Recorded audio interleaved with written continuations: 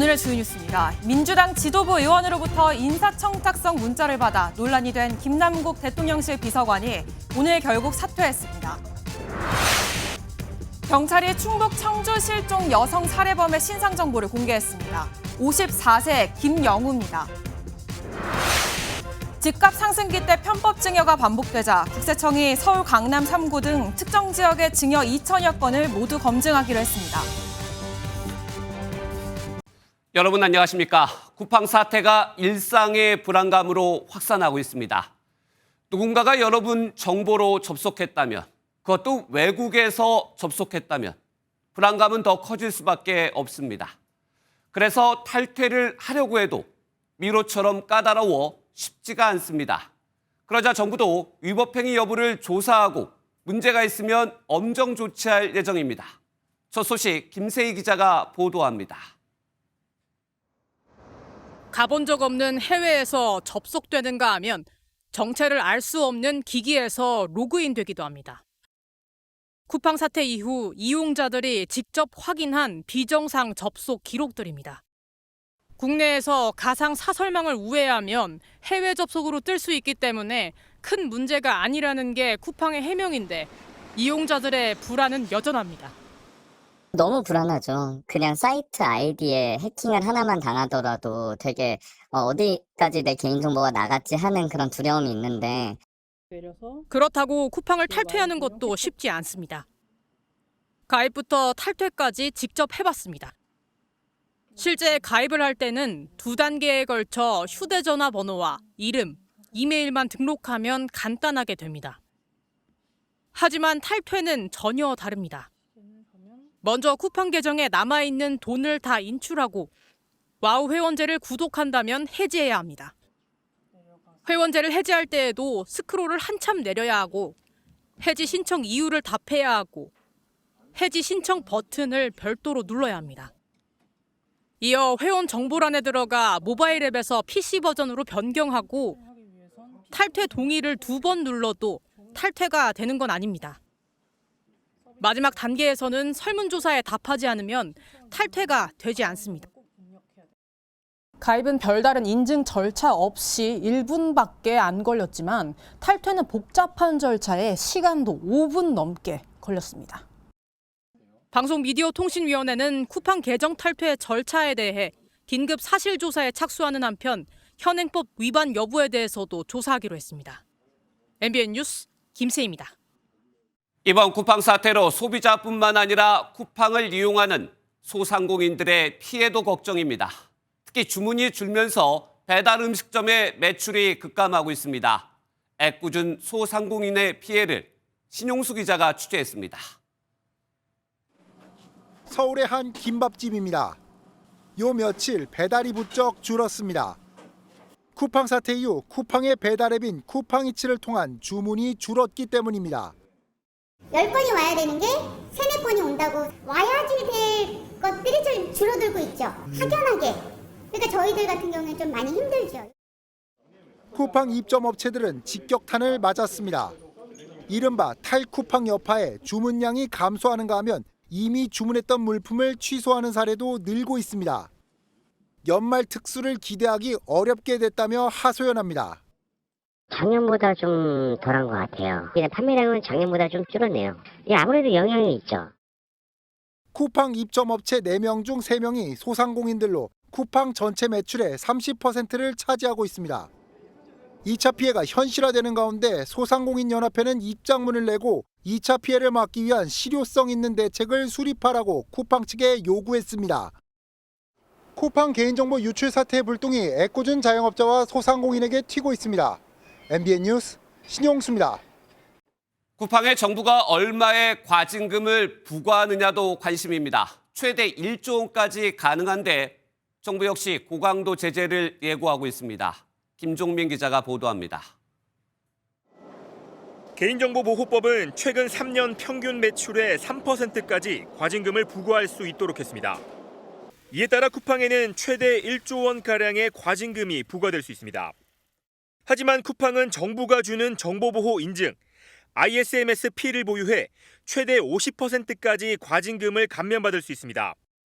쿠팡은 2년 전 개인정보 유출 사고 때도 이를 근거로 과징금을 감면받았습니다. 저희는 쿠팡에게 이제 과징금 13억 1천만 원을 부과를 했고 그 사실을 저희 홈페이지에 공표하는 것으로. 다만 정부는 과징금 감면은 재량으로 결정할 수 있는 만큼 고강도 제재 수위를 예고하고 있습니다. 여기에 ISMS-P 인증 실효성 논란이 커지면서 쿠팡은 인증이 취소될 수 있다는 전망도 나옵니다. 과징금 처분이 내려지기 전에 인증이 취소되면 감면 사유 역시 사라진다는 게 정부 설명입니다.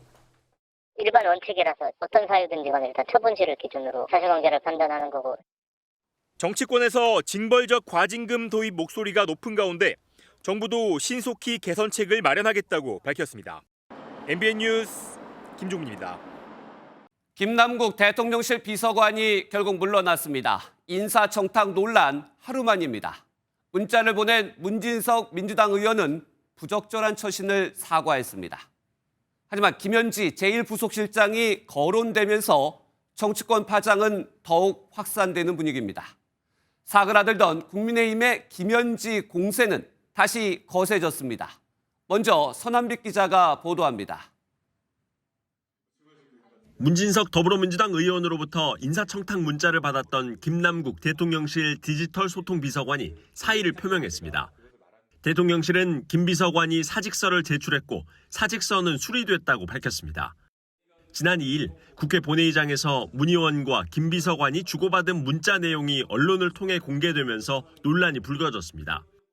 당시 문 의원이 특정 인물을 한국자동차산업협회장으로 추천해달라고 요청했고 김 비서관이 훈식이 형이랑 현지 누나에게 추천할게요라고 회신한 장면이 언론의 카메라에 포착됐습니다. 논란이 커지자 대통령실에서 엄중 경고 조치를 했고 결국 김 비서관은 다음 날 바로 스스로 자리에서 물러나겠다는 의사를 밝혔습니다.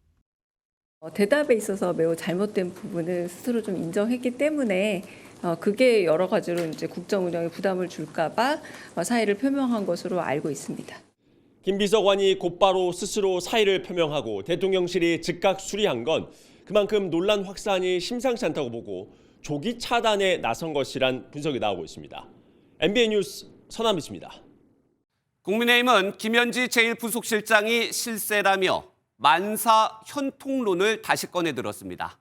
민주당은 사태가 확산할까 전전긍긍입니다. 이어서 신영빈 기자입니다.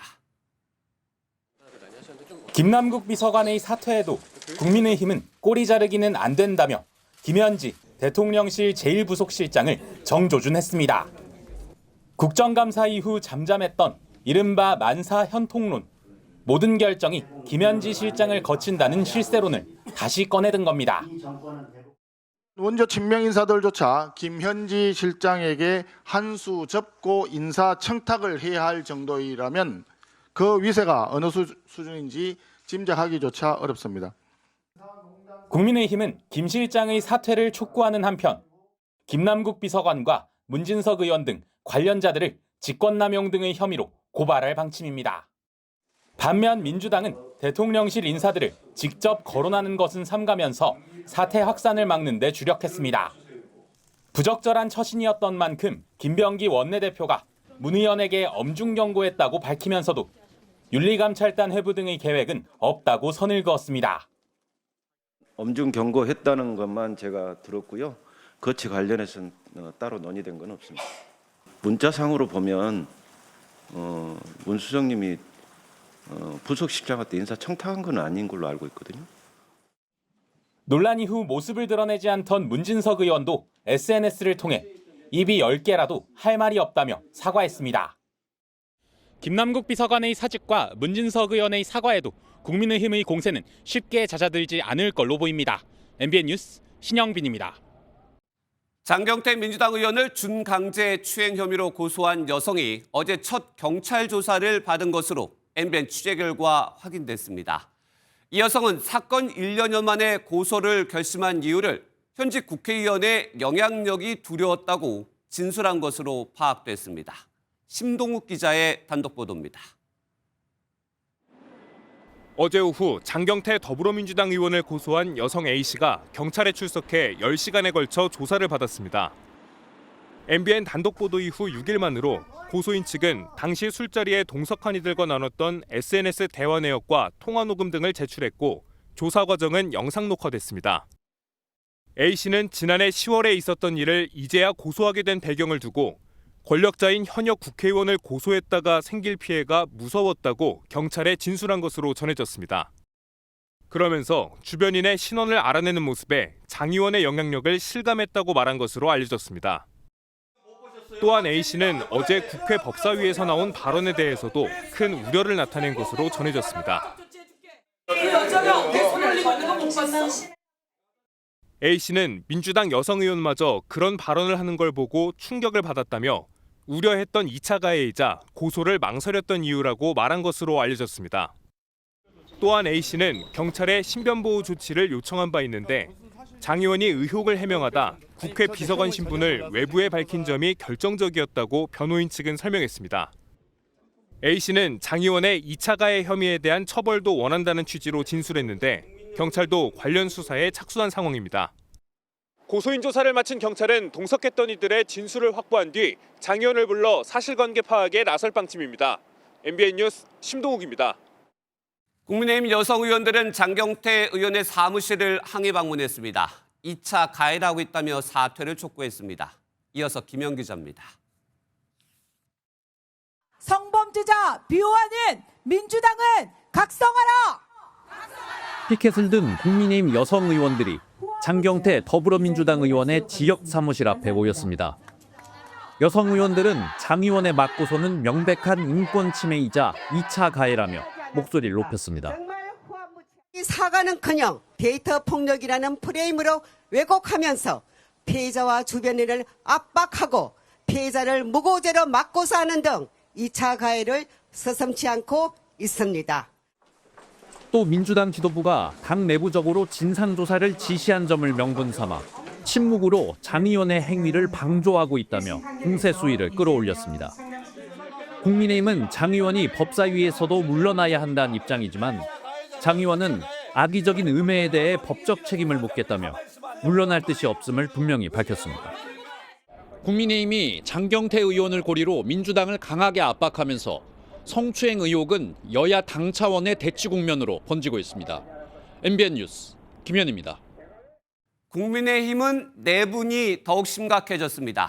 장동혁 대표의 사실상 계엄 옹호와 달리 계엄 사과 의원들이 50명에 이를 것이라는 말도 나왔습니다.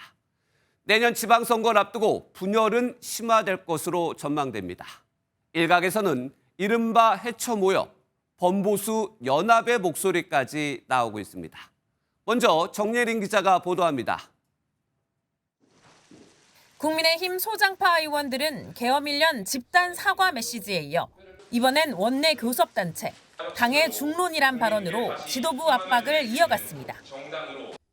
계엄 사과 메시지에 이름을 올린 김재섭 국민의힘 의원은 원내 교섭단체 수준인 20명 이상이 돼야 한다고 생각했고 실제 25명의 의원이 참여했다고 강조했습니다. 규모가 있고 굉장히 조직적이라는 말씀을 드리고 싶은 거예요. 단순히 몇몇 한두 분이 이런 의견이 있다 정도가 아니라 당의 중론이다라는 인식을 분명하게 해드리고 싶어가지고. 국회법에 따라 20명 이상의 의원을 가진 정당은 단독으로 교섭단체를 만들 수 있습니다. 신당 창당이나 분당을 의미한 건 아니지만 그만큼 많은 의원이 변화와 혁신을 바라고 있다는 점을 강조한 것으로 보입니다. 실제 성명서에 참여한 것보다 더 많은 의원이 쇄신에 공감하는 분위기가 읽힙니다. 한 초선 의원은 지역구 특성상 공개 목소리를 내지 못한 의원들이 굉장히 많다고 했고 다른 재선 의원은 계엄 사과와 윤석열 전 대통령과의 절연 등에 공감한 의원이 50명 정도는 될 것이라고 전했습니다. 변화와 혁신의 방향성을 둘러싼 당 지도부와 소장파 간의 갈등은 당분간 이어질 것으로 보입니다. MBN 뉴스 정예린입니다. 국민의힘 분열로 지도부의 리더십 우려도 커졌습니다. 내년 초로 예상되는 윤석열 전 대통령의 1심 결과에 따라서는 보수 진영이 크게 요동칠 것이라는 전망도 나옵니다. 이어서 김지영 기자입니다. 국민의힘에서 터져나온 소장파 의원들의 혁신 목소리와 가장 맞닿아 있는 건 한동훈 전 국민의힘 대표입니다. 윤석열 전 대통령에 대한 탄핵 찬성 입장을 공식화하며 당내 탄핵 여론을 이끌었고 당시 여당 대표로서 계엄을 막지 못한 점을 재차 사과했습니다. 상식적인 국민들 편에 서서 어렵지만 계엄의 바다를 늦기 전에 건너서 정권의 폭주를 견제해야 한다라고 생각합니다. 계엄 1년 사과 메시지에 이름을 올린 초재선 25명 가운데 10여 명이 이른바 친한계로 꼽히는 의원들입니다. 특히 이번 집단 행동은 계파 갈등이 아닌 혁신을 요구하는 움직임이라는 점에서 한 전 대표의 운신의 폭이 커질 여지가 생겼다는 해석입니다.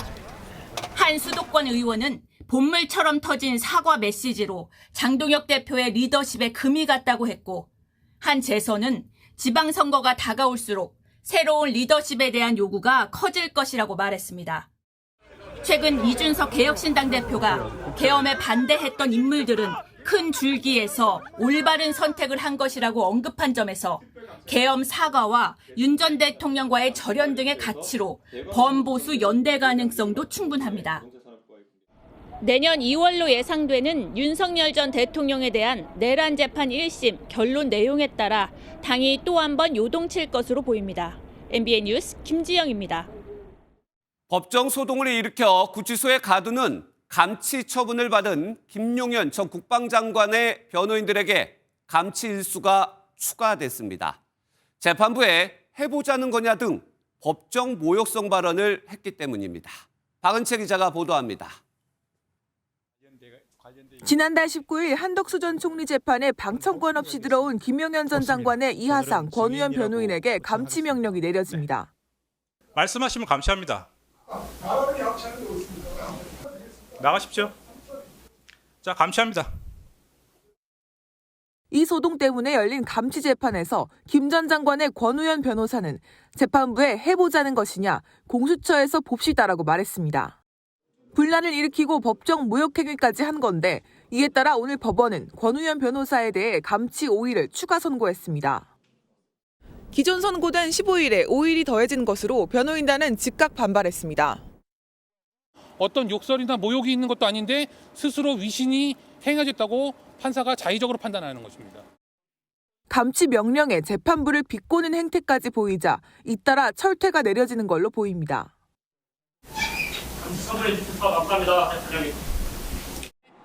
변호인 측은 서울중앙지법에 감치 선고에 대한 항고장을 접수하고 집행 정지를 신청했습니다. MBN 뉴스 박은채입니다. 오늘 아침 전국 곳곳이 시베리아보다 추웠습니다. 퇴근길에는 올겨울 첫눈 예보도 있었는데 광화문에 나가 있는 취재기자 연결해 자세한 날씨 소식 들어보겠습니다. 주진희 기자, 예보대로 눈이 많이 오고 있는 것 같은데요.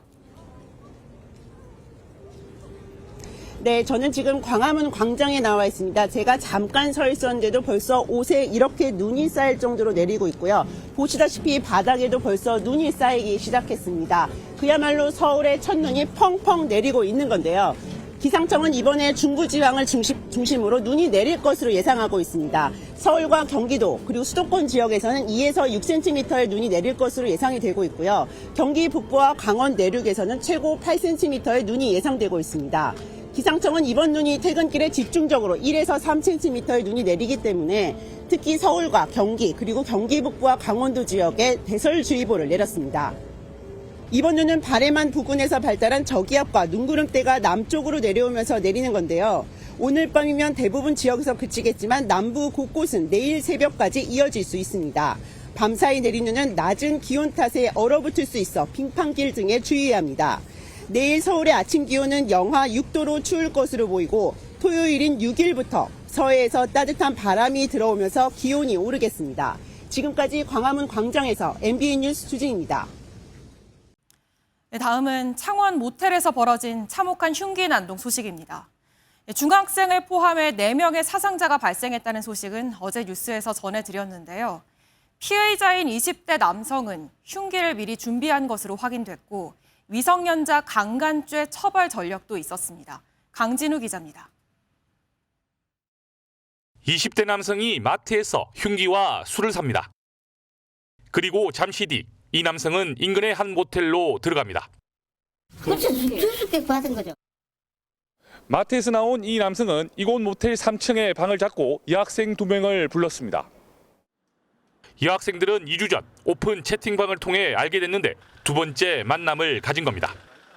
한 여학생에게 호감이 있었던 남성은 다른 여학생에게 잠시 나가달라고 요구했습니다. 밖으로 나온 여학생은 위협을 느껴 인근에 있던 남학생 2명과 함께 모텔로 들어갔습니다. 방문을 열어준 남성은 이들과 시비가 붙자 흉기 난동을 벌였습니다. 남성이 호감을 느꼈던 여학생과 남학생은 숨졌고 또 다른 남학생은 크게 다쳤습니다. 가해 남성은 모텔 3층에서 뛰어내렸습니다. 경찰은 가해 남성이 숨진 여학생에게 남자친구가 있다는 사실에 격분해 범행한 것으로 보고 있습니다. 부검과 휴대전화 분석을 통해서 피의자와 피해자들의 관계, 이들이 만나게 된 경위, 그리고 범행 계기 등에 대해서 피의자는 미성년자 강간죄로 5년간 복역했다가 지난 6월 출소했고 누범 기간에 이 같은 범행을 저지른 것으로 확인됐습니다. MBN 뉴스 강진우입니다. 다른 남성을 만난다는 이유로 전 연인을 살해한 남성의 신상이 공개됐습니다. 54살 김영우입니다. 40일 넘게 시신을 유기하기까지 했던 김영우는 심경을 묻는 질문에 언젠간 잡힐 줄 알았다고 밝혔습니다. 이재호 기자가 보도합니다. 모자와 마스크로 얼굴을 가린 청주 실종 여성 살인범 김영우가 경찰 호송 차량에 오릅니다.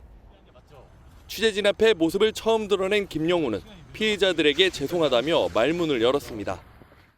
피해자나 가족분들한테는 어떤 말로든 용서를 구할 수 없을 것 같습니다. 죄송합니다. 그러면서 언젠가 체포되는 날이 올 거라 생각했다며 심경을 묻는 말에는 이렇게 답했습니다. 40일 동안 마음은 어떠셨어요? 지옥과도 같았습니다. 앞서 경찰은 신상정보공개심의위원회를 열고 범행의 잔인성 등을 고려해 김영우의 신상을 공개했습니다. 이에 따라 이름과 나이, 얼굴은 오늘부터 30일간 충북경찰청 홈페이지에 게시됩니다.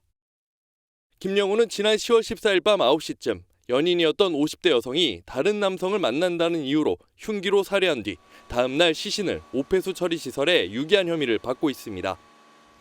경찰은 김영우의 자백을 받아 실종 44일 만에 숨진 여성의 시신을 수습했습니다. 사건을 넘겨받은 검찰은 김영우가 계획적으로 범행을 준비했는지 등을 집중적으로 조사할 계획입니다. MBN 뉴스 이재호입니다. 다음 소식입니다. 동덕여대가 남녀공학 전환을 결정했지만 학생들 반발이 거셉니다. SNS에 흉기 난동 예고글까지 올라왔습니다. 최민성 기자의 보도입니다. 그제 동덕여자대학교 공학전환공론화위원회는 공학전환 추진을 권고한다는 결과를 발표했습니다. 그러자 다음날 새벽 SNS에 한 게시글이 올라왔습니다. 가방 속에 흉기가 들어있는 사진과 함께 영어로 학교에 갈 준비가 됐다는 글이 쓰여 있었습니다.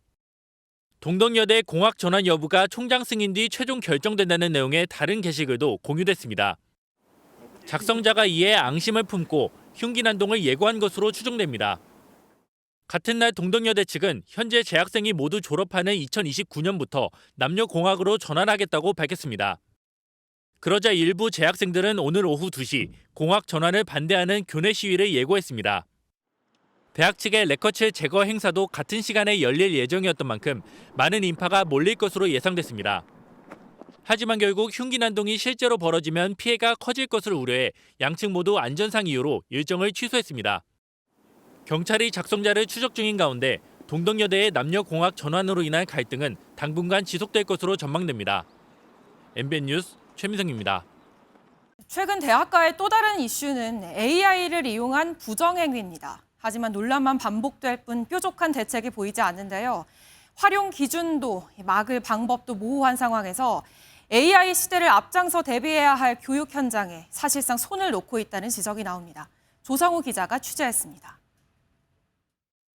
지난 10월에 올라온 연세대학교의 한 강의 공지사항입니다. 비대면 중간고사 시험에서 AI를 활용한 부정행위 정황이 확인됐다는 내용입니다. 담당 교수가 자수를 권유했는데 수강생 600명 가운데 40명이 넘는 학생이 부정행위를 인정했습니다. 이외에도 서울대와 고려대 등에서도 적발되며 AI 부정행위 단속에 비상이 걸렸는데 대학들은 여전히 뚜렷한 대책 마련을 못했습니다.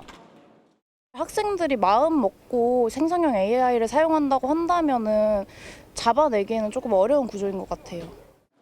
고려대의 한 교수는 AI 표절을 잡아내는 프로그램을 활용하겠다고 공지했다가 학생들의 공분을 사기도 했습니다. AI 활용률을 5% 미만으로 제시했는데 학생들은 교수가 올린 강의 계획서도 40%가 나온다며 기준이 불명확하다고 반발했습니다. 사람이 직접 쓴 걸 넣어도 그게 어느 정도 나오더라고요. 저희가 쓴 걸 그냥 넣어봐도 한 30-40% 나와버리고 하니까. 제가 직접 작성한 기사를 AI 판별 프로그램에 입력해보겠습니다. AI를 전혀 사용하지 않았지만 표절률은 68%로 나타났습니다. 이처럼 AI 적발 프로그램도 정확성이 보장되지 못하면서 대안이 되지 못하는 상황입니다. 기술의 발전보다는 탐지할 수 있는 표절을 걸러내주는 도구들의 수준이 아직은 좀 낮다라고 생각이 듭니다. 결국 대학들은 오프라인 시험을 원칙으로 하고 부정행위 처벌을 강하게 해 학생들 인식 변화를 유도할 방침입니다. AI 기술의 발전만큼이나 이를 부정적으로 사용하는 것을 막는 대책 마련에도 힘을 써야 한다는 지적입니다. MBN 뉴스 조성우입니다. 교사였던 며느리가 제자와의 불륜 현장에 갓난아기인 손자를 데려갔다며 처벌을 호소하는 국민청원이 올라왔는데요. 이 청원자는 다름 아닌 야구의 원로 류중일 전 감독이었습니다. 교육청도 수사당국도 법적 조치가 어렵다고 하자 결국 자신의 신분까지 공개하며 호소에 나선 겁니다. 황찬민 기자입니다. 호텔 복도에서 한 여성이 아이를 데리고 방으로 들어가고 잠시 뒤 아이를 안은 남성과 함께 나옵니다. 당시 교사였던 A씨와 고등학생 제자 B군의 불륜 현장입니다. 류중일 전 야구대표팀 감독은 국회 국민청원 게시판에 실명으로 글을 올려 영상 속 여성 A씨가 자신의 전 며느리임을 밝히고 불륜 현장에 어린아이였던 손자까지 동행했다고 폭로했습니다.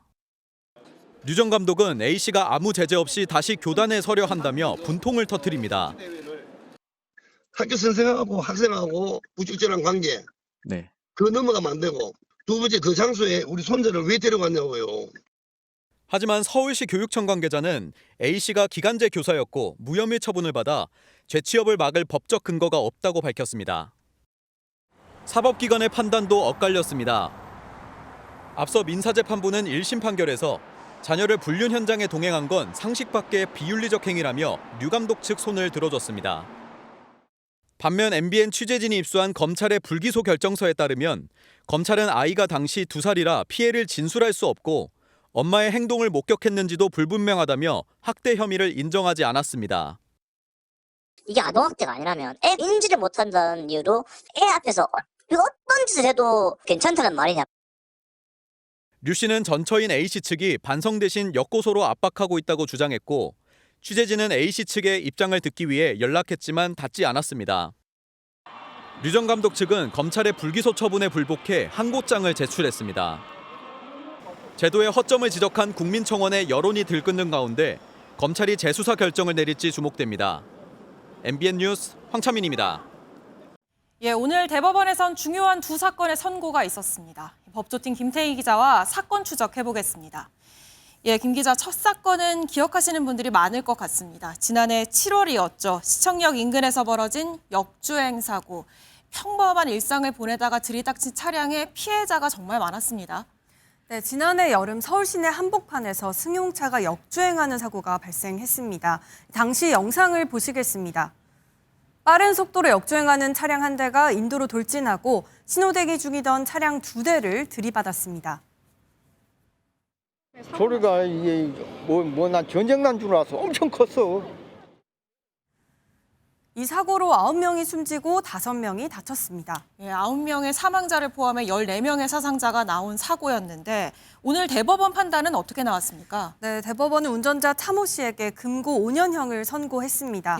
금고형은 교도소에 수감되지만 징역과 달리 노역이 강제되지 않는 형입니다. 차 씨는 교통사고 처리 특례법 위반 혐의로 기소됐는데요. 징역형이 아닌 금고형이 선고된 건 교통사고 처리 특례법에서 운전자가 교통사고로 죄를 범한 경우 5년 이하의 금고 또는 벌금에 처한다고 규정하기 때문입니다. 운전자는 급발진을 주장했었는데 법원은 차량 결함이 아니라 운전자 과실로 사고가 발생했다고 판단했습니다. 네, 결국 급발진 주장은 받아들여지지 않은 거네요. 다음 사건으로 넘어가 보죠. 지난해 태국 파타야에서 한국인 관광객을 납치해 잔인하게 살인한 사건이 있었는데요. 대법원이 오늘 최종 형량을 확정했다고요. 네, 오늘 대법원은 원심에서 선고된 중형을 그대로 확정했습니다. 주범 30대 김모 씨는 무기징역이 함께 범행한 공범 2명은 각각 징역 30년과 25년형을 받게 됐습니다. 법원은 세 사람에게 위치 추적기 부착도 명령했습니다. 참 끔찍한 사건이었는데 한국인들이 많이 찾는 관광지에서 벌어진 사건이었잖아요. 네, 이 사건은 지난해 5월 태국 파타야에서 벌어진 사건입니다. 일면식도 없는 30대 한국인 관광객을 노려 수면제를 탄 후 술을 마시게 해 납치했고요. 이후 피해자를 폭행, 살해하고 손가락을 자르는 등 잔혹한 방식으로 시신을 훼손했습니다. 심지어 이 훼손된 시신을 드럼통에 넣어 저수지에 버리기도 했습니다. 피고인들은 강도만 공모했고 살인 고의는 없었다고 서로 책임을 밀었지만 대법원은 이를 받아들이지 않았습니다. 끔찍한 범죄 법의 심판이 내려졌네요. 지금까지 사건 추적 김태희 기자였습니다. 단지 놀이터 출입은 10만 원, 전동 킥보드나 자전거로 지나가면 20만 원. 최근 서울의 한 아파트가 단지를 출입하는 외부인에게 이런 부담금을 걷겠다고 해 논란입니다. 소란과 쓰레기가 늘었다는 이유인데 인근 주민들은 반발하고 있습니다. 장동건 기자가 보도합니다. 서울 강동구의 대단지 아파트입니다. 초역세권 아파트다 보니 많은 인근 주민이 출퇴근과 통학할 때 단지를 지나다니는데 최근 아파트 측의 공문 때문에 갈등이 빚어졌습니다. 외부인이 반려동물을 데리고 놀이터 등 출입금지 구역에 들어오거나 단지 안에서 흡연하면 10만 원, 전동 킥보드나 자전거를 타고 지나다니면 20만 원의 부담금을 매기겠다는 겁니다. 아파트 측은 단지 중앙을 관통하는 이 보행로를 뺀 모든 구역에 외부인 출입을 금지한다고 안내했습니다. 인근 주민들은 공공보행로를 지나다니는 건데도 경고성 플래카드 탓에 괜히 눈치가 보인다고 반발합니다. 제 아이들도 이쪽으로 이제 많이 다니는데 그런 얘기 하더라고요. 이렇게 경비원 같은 분들이 이렇게 서서 이게 통제하고 그러는데 굉장히 불편하다고 그런. 아파트 입주민들도 할 말은 있습니다. 외부인들이 지하주차장에서 소화기를 분사하는 등 여러 소란을 피워왔다는 겁니다. 차량 유리창 깨진 거, 그다음에 여기 주말 되면은 불량 청소년들 와가지고 막 술 먹고 고성방가하고 쓰레기 다 버리고 막 담배 피우고 막 가관이에요. 다만 입주민들이 외부인에게 부담금을 강제 부과할 권리는 없어 사실상 경고성 조치라는 해석이 나옵니다. 통제할 수 있는 법적인 권리는 없지만 만약에 외부인이 불법 행위에 해당하는 행위를 하게 되면 그러면 이에 따른 민형사상의 조치는 가능할 수 있겠죠. 공공성 확보를 위한 단지 개방과 입주민들의 권익 확보 사이 균형을 찾을 수 있는 해법이 필요해 보입니다. MBN 뉴스 장동건입니다. 지난 6월 서울 강남에서 80대 여성이 몰던 차량이 식당으로 돌진해 4명이 다쳤던 사고 MBN이 단독으로 전해드렸는데요. 피해자들은 반년째 후유증에 시달리고 있지만 사고를 낸 운전자는 무혐의 처분을 받은 것으로 뒤늦게 알려졌습니다. 최하원 기자가 피해자를 직접 만났습니다. 검은색 승용차가 지하주차장을 빠져나오더니 갑자기 속도를 높이고 행인을 받은 뒤 식당으로 돌진합니다. 지난 6월 강남구 논현동에서 80대 여성 A씨가 낸 사고로 당시 4명이 부상을 입었습니다. 아니 여기 뭐가 떨어지냐. 꽝 하려고. 당시 사고가 났던 현장입니다. 6개월이 지난 지금 식당 입구 쪽 경계석이 부서진 흔적이 여전히 남아 있습니다. 당시 결혼을 넉 달 앞두고 있던 예비 신부 정모 씨는 전치 14주의 부상을 입고 병원에서 치료를 받았는데 신혼여행도 가지 못했고 골반을 크게 다쳐 임신도 당분간 어렵게 됐습니다. 꼬리뼈가 너무 아파서 앉아있는 게 힘들어요. 아기를 가지고 낳기까지 최소 1-2년이 나야 되는데. 주차요원으로 근무하다 사고를 당한 B 씨는 무릎이 꺾여 수술을 받았는데 반년이 지난 지금도 거동에 큰 어려움을 겪고 있습니다. 6개월 동안 이 진통제가 없으면 생활이 안 돼요. 다리 뻗고 누워만 있어도 아프고 진도제를 먹어도 아픈 거예요. 하지만 서울 강남경찰서는 지난 10월 A씨에 대해 무혐의 처분을 내리고 사건을 종결했습니다. 운전자가 종합보험에 가입한 상태였고 피해자들도 영구적인 장애가 남는 중상해를 입지 않았다는 겁니다.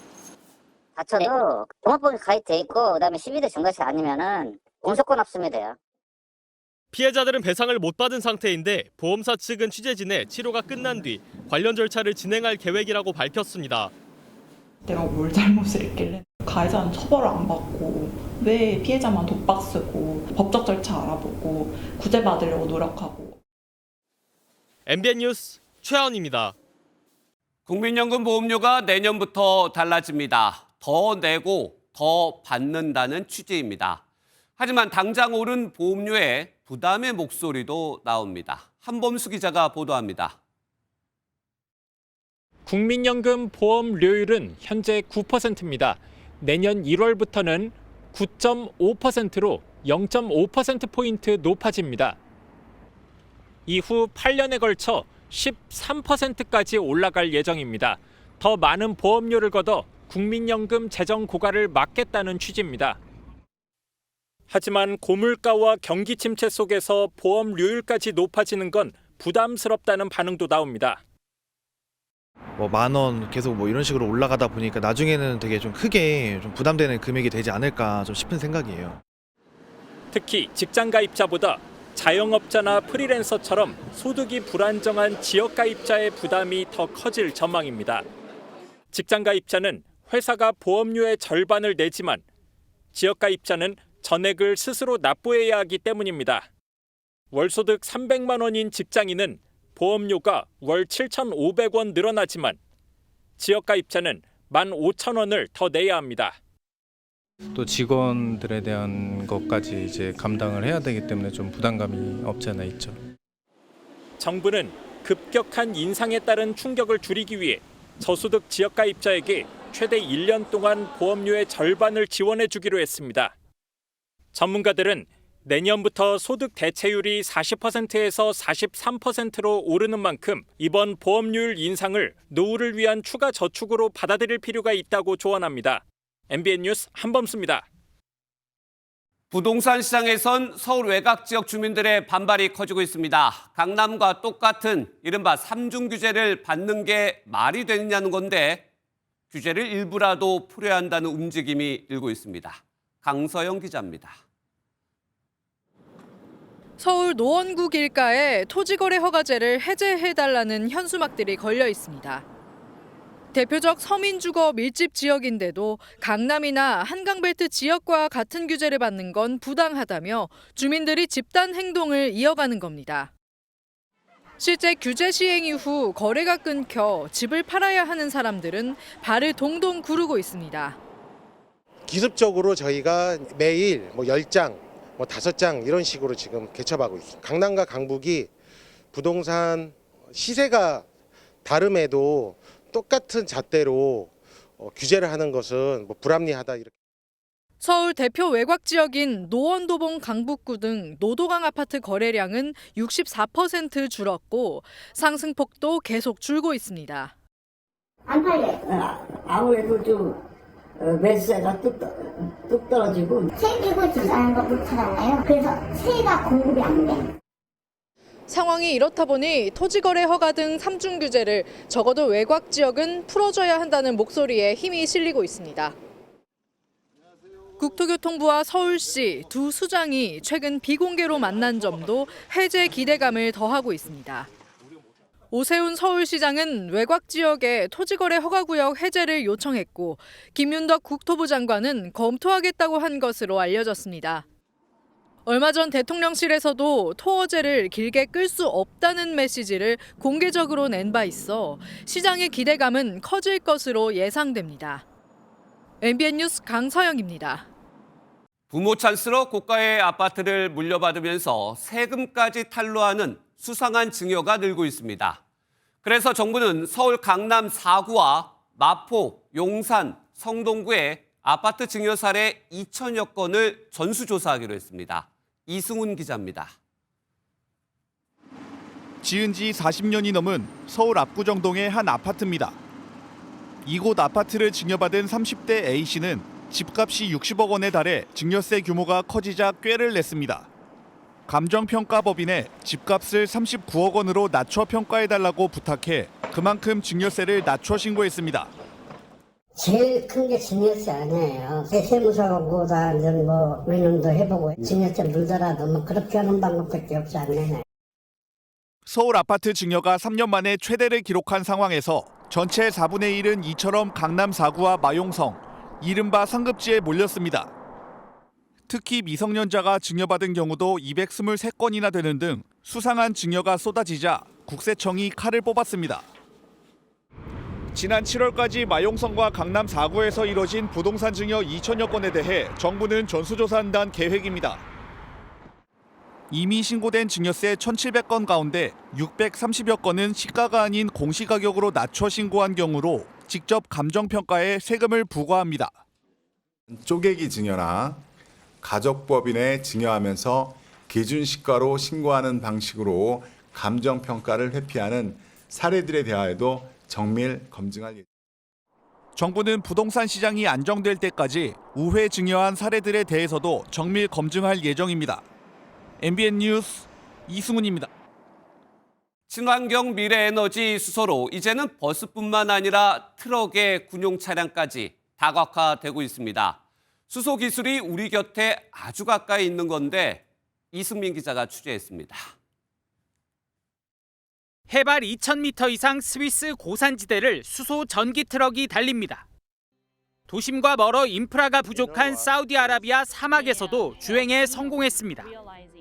세계를 선도하고 있는 K 수소 기술이 한자리에 모였습니다. SUV 차량부터 농업용 트랙터, 모터보트까지 모든 이동수단에 수소 연료를 이용할 수 있습니다. 수소차는 한 번 충전하면 720km를 달릴 수 있습니다. 한 번 충전에 걸리는 시간은 단 5분에 불과합니다. 수소를 생산하고 저장하고 충전하고 이를 활용하는 전 과정을 쉽게 이해하도록 만든 부스는 관람객들의 호기심을 자극합니다. 수소를 만드는 부분으로 가서 보실 수 있는 부분이 더 중요하다고 생각하는데 수소를 어떻게 잘 만드느냐, 어떻게 이제 경제적으로 만드느냐 그 부분에 집중하기 위해서 향후 상용화될 자동 수소 충전 로봇도 선보였습니다. 수소를 연료로 하는 엔진으로는 200가구가 1년간 사용할 수 있는 전기를 생산할 수 있습니다. 무탄소 청정에너지 발전을 할 수 있기 때문에 공해 물질을 배출하는 발전기 대신에 우리 생태계 전반으로 확장하는 기업들의 수소 활용 기술 혁신이 미래 에너지 주도권 경쟁의 핵심으로 떠오르고 있습니다. MBN 뉴스 이승민입니다. 국내 한 업체가 세계 최초로 탄소를 배출하지 않고 재생유를 만들어 상용화하는 데 성공했습니다. 수출도 확대되고 있는데 시장 규모가 2030년에 176조 원까지 예상됩니다. 유승호 기자가 보도합니다. 전북 정읍의 플라스틱 재생원료 생산 공장입니다. 창고에 있던 1톤가량의 폐플라스틱이 운송장비에 실려 특수 설비로 옮겨집니다.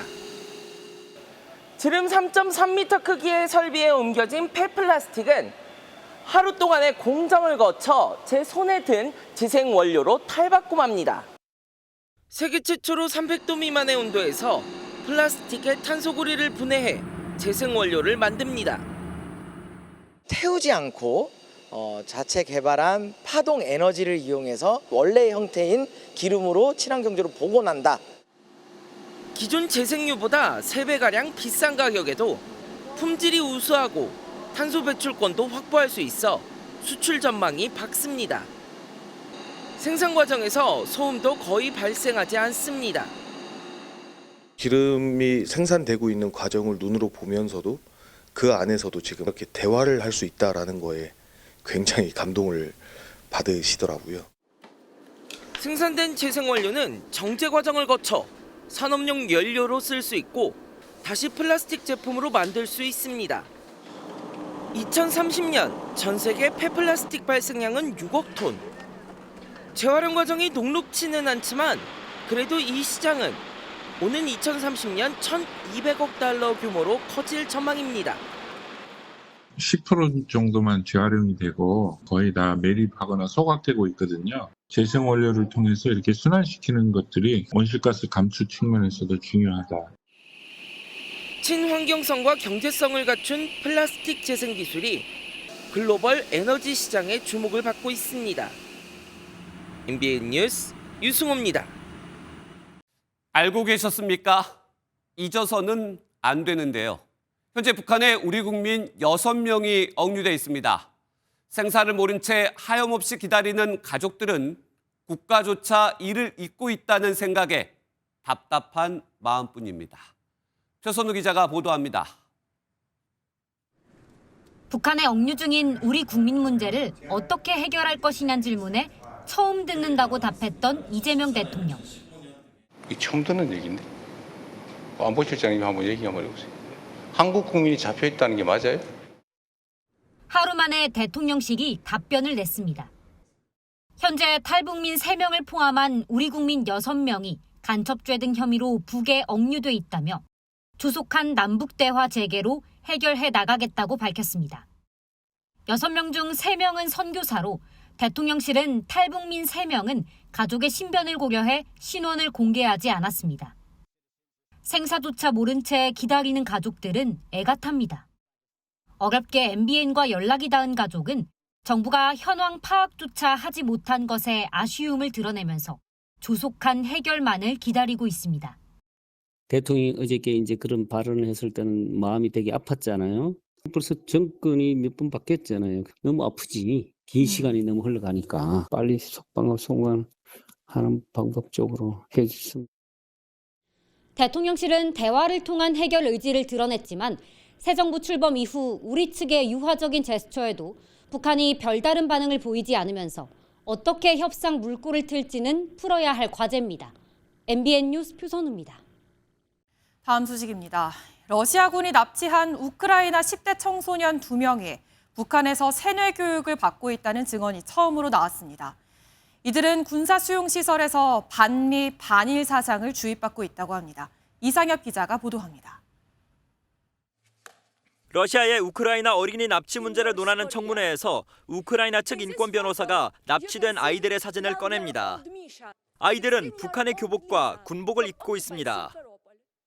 They were sent to the Songdo-won camp in the North Korea, 9,000 kilometers from home.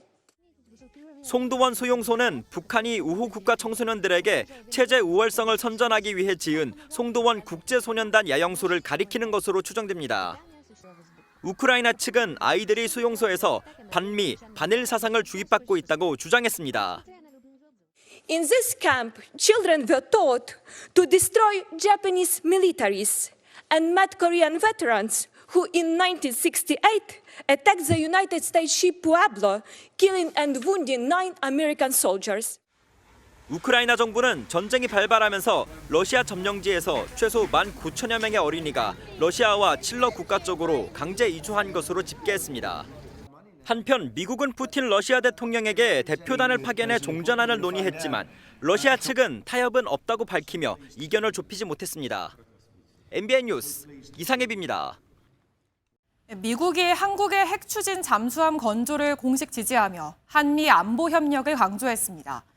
특히 영내에서 늘어나는 위협에 대응하기 위한 한국의 역할을 부각하면서 북한과 중국을 동시에 겨냥했다는 분석입니다. 워싱턴 강영구 특파원입니다. 미 국무부 프리츠 부차관보는 트럼프 대통령이 한국의 핵 추진 잠수함 건조를 지지했다는 사실을 전했습니다. This is a clear example of bilateral cooperation that advances our collective capabilities against regional threats. 이어 대만 해협을 직접 거론하며 한국의 역할 확대를 요청했습니다. 지난달 한미 공동 팩트시트에서 중국 패권주의를 견제하는 문구가 다수 들어갔던 기조가 그대로 이어진 것입니다. 3, we will also work with the ROK and other partners across the Indo-Pacific to uphold the international law of the sea and peace and stability, whether in the Taiwan Strait, the South China Sea, or elsewhere in the region. 이 같은 흐름은 동시에 한미 간의 새로운 긴장도 예고합니다. 특히 트럼프 2기 행정부 국방전략서가 이달 발표를 앞둔 가운데 미국이 중국 견제를 전략의 중심에 둘 경우 한국에 더 큰 안보적, 전략적 역할을 요구할 가능성입니다. 이 경우 한국은 동맹의 책임을 강화해야 하는 동시에 중국과의 경제 외교 관계를 고려해야 하는 복합적 선택지에 놓일 것으로 보입니다. 한미 간의 미묘한 긴장 관계가 계속 이어지고 있습니다. 트럼프 시대 한미 동맹은 끊임없는 시험대에 놓여져 있습니다. 워싱턴에서 MBN 뉴스 강영구입니다. 이번엔 계속되는 중일 갈등 소식입니다. 중국 관영 매체가 다카이치 일본 총리를 노골적으로 조롱하는 영상을 공개했습니다. 영상 제목이 머리에 의사도 고치지 못하는 혹이 있답니다. 이동현 기자가 보도합니다. 펠리컨 한 마리가 등장해 시끄럽게 떠들자 주변에 있던 새들이 날아갑니다. 그중 한 마리가 말썽꾸러기 너 때문에 이웃들이 골치가 아프다고 말하자 펠리컨은 자신의 위용을 과시합니다.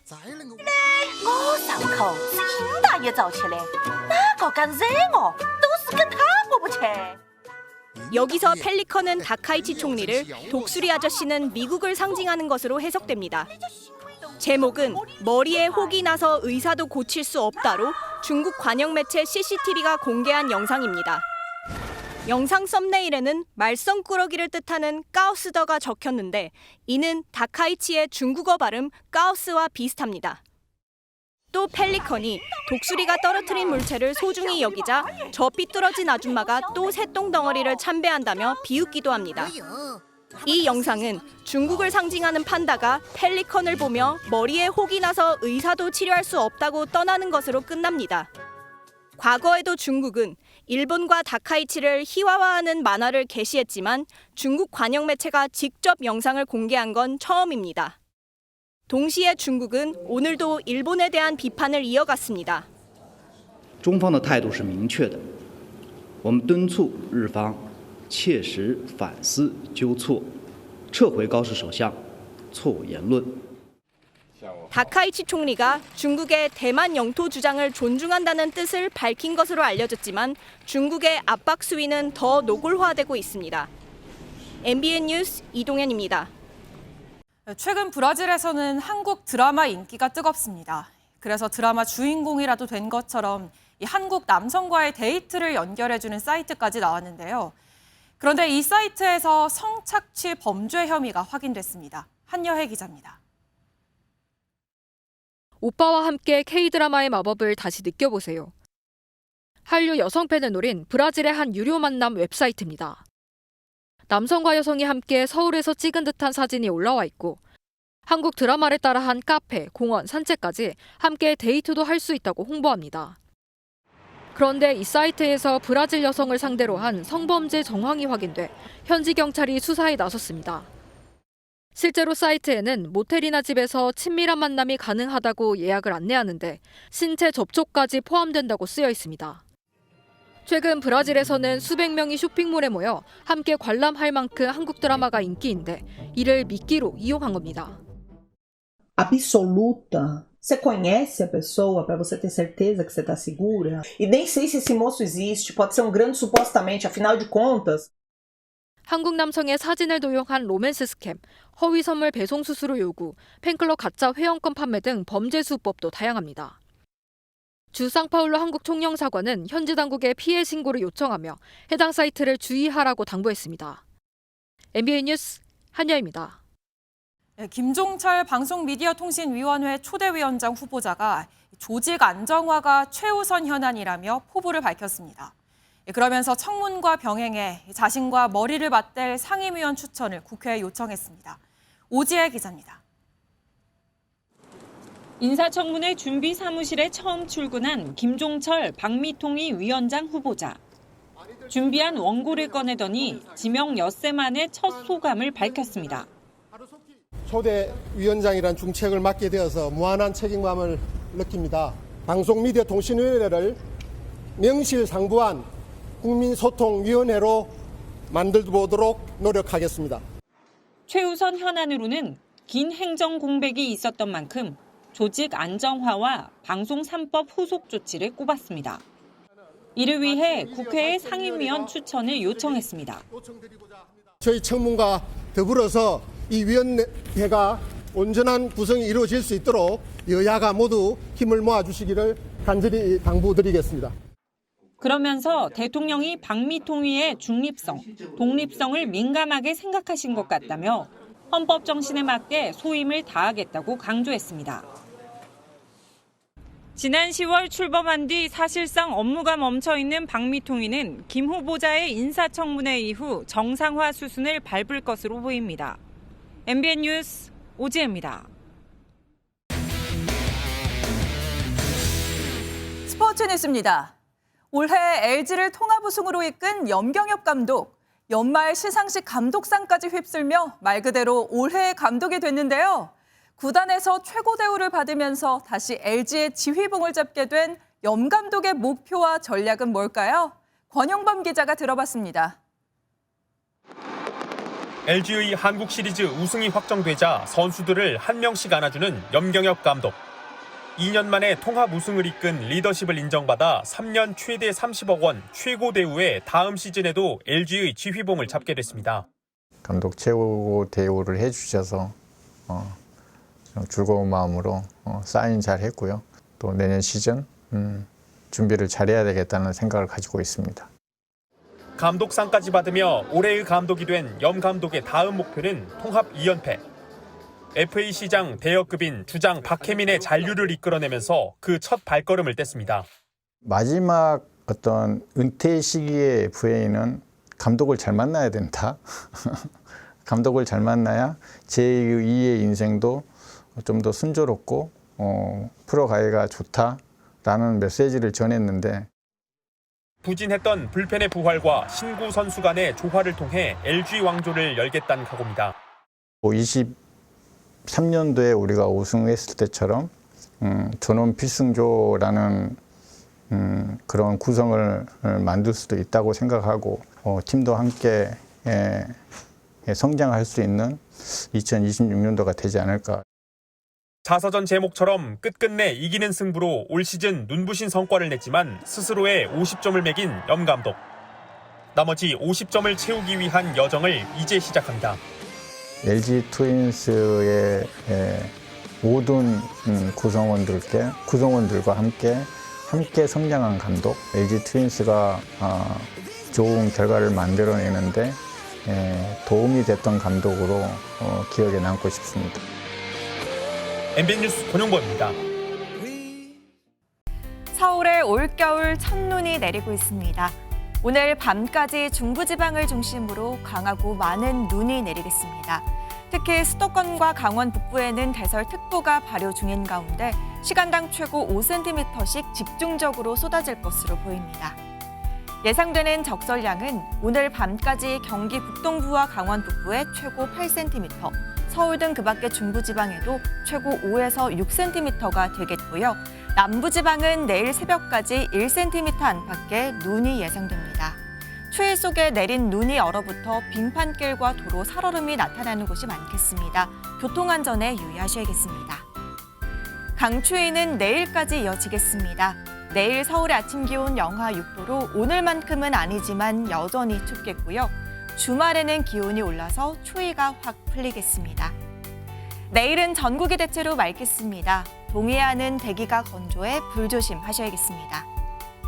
내일 중부지방 춘천의 아침 기온은 영하 10도, 서울은 영하 6도까지 떨어지겠고 낮 기온은 3도까지 오르겠습니다. 남부지방은 전주와 대구의 아침 기온이 영하 3도까지 떨어지겠습니다.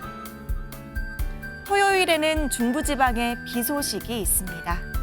날씨였습니다.